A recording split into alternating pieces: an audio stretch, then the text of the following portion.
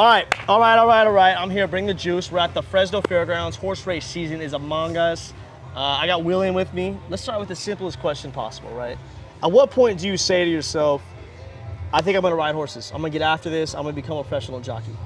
Well, for me, it was in the blood. My father and mother were both in the racing business. My dad rode races, and my mom rode races for a short time, and she was a trainer, so it was in the blood. Yeah. Where were you from originally?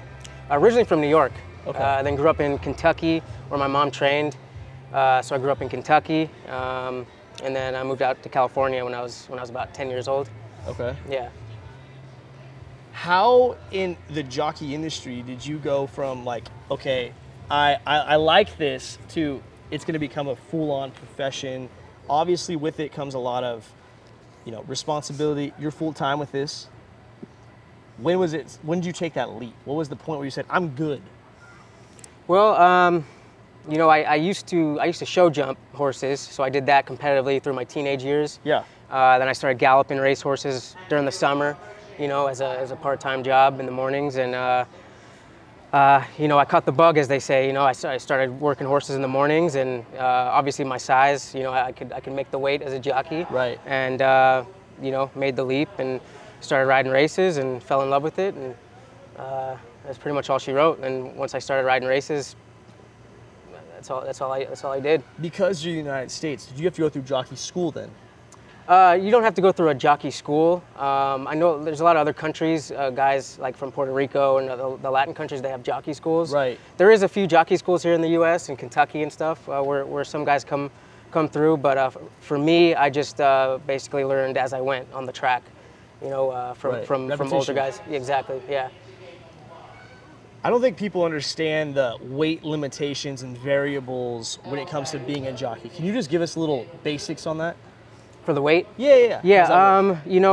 Myself, I'm blessed. I don't have to fight my weight too much. Okay. I just keep a healthy diet and I work out. Staying active with the racing, that's a workout in itself. But on the days that I don't race, I work out and keep my weight down. But other guys, they got to fight. They got to hit the box every day, the hot box. They have to sweat out the pounds.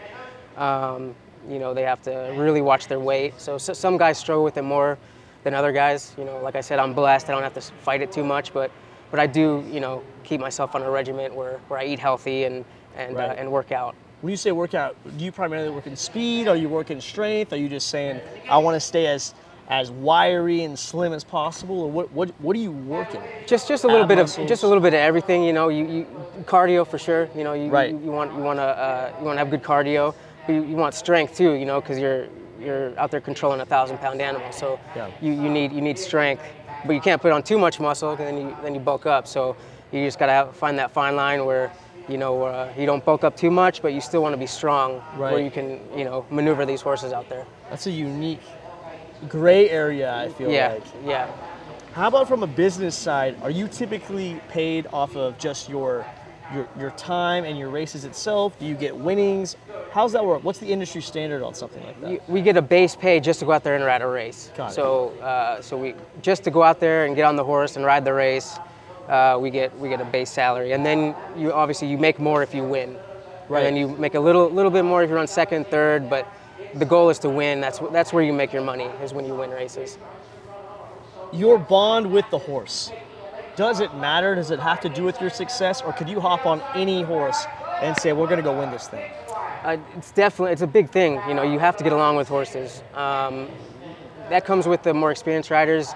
You'll see we pretty much get along with all of them. Not every horse. There's always going to be a horse or two out there where you just don't get along with, and maybe another guy gets along with more. They have their own personalities that can clash. But as a seasoned rider, you learn all the different types of personalities of a horse, and you try to get along with them. And it definitely plays a factor. If a horse is calm, they're going to perform a lot better for you out there. What percent would you say is the horse versus the jockey of success? The horse is a big part. The horse is probably 80%. But a good jockey goes and puts the horse in the position to win the race every time. A good jockey goes and stays out of their way where they can run, but you also put that horse in a position to win the race each time. So that's where a good jockey comes in. How do you move up in the jockey world itself? Just work hard.